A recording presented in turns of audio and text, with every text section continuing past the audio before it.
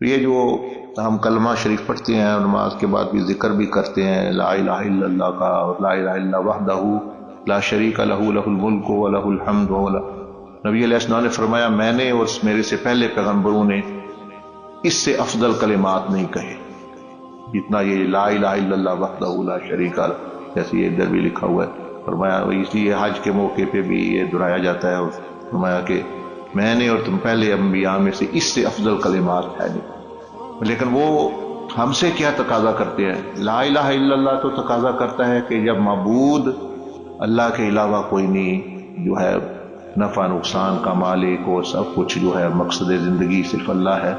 تو یہ تقاضا کرتا ہے ہم سے کہ ہم بھی کسی چیز کو مقصد زندگی نہ بنائیں، کسی چیز کو وہ درجہ نہ دے کہ ہماری زندگی اس کے ارد گرد، چاہے وہ مال و دولت شہرت جو بھی ہو۔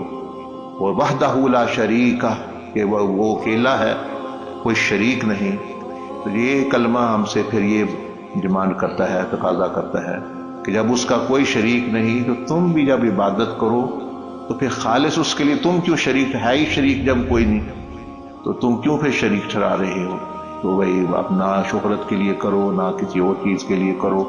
جب اس کا شریک ہی کوئی نہیں، نہ بدوں میں عزت کے لیے کرو کہ بندے اس کے شریک نہیں ہیں، تو تم ایک چیز کا شریک ہی نہیں ہے تو تم اس کا تو یہ بڑا جرم ہے، یہ بہت بڑا جرم ہے۔ یہ ایسے ہی ہے، ہمیں سمجھ نہیں نہ آتی کہ یہ کتنا بڑا جرم ہے۔ یہ ایسے ہے جیسے آپ کا ایک باپ ہے تو باپ ہونے میں کوئی اور شریک نہیں، تو کوئی دوسرا بندہ کہے فلاں بھی تیرا باپ ہے اور دو تین اور بھی اس کے باپ ہیں، تو بندے کتنا غصہ آئے گا، وہ یہ کیوں کہہ رہے ہیں۔ لیکن اس سے بھی بڑا ظلم ہے کہ جو اللہ کے ساتھ جو ہے شریک ٹھہرانا اپنی عبادت، اس لیے عبادت جو ہے وہ خالص اللہ کے لیے،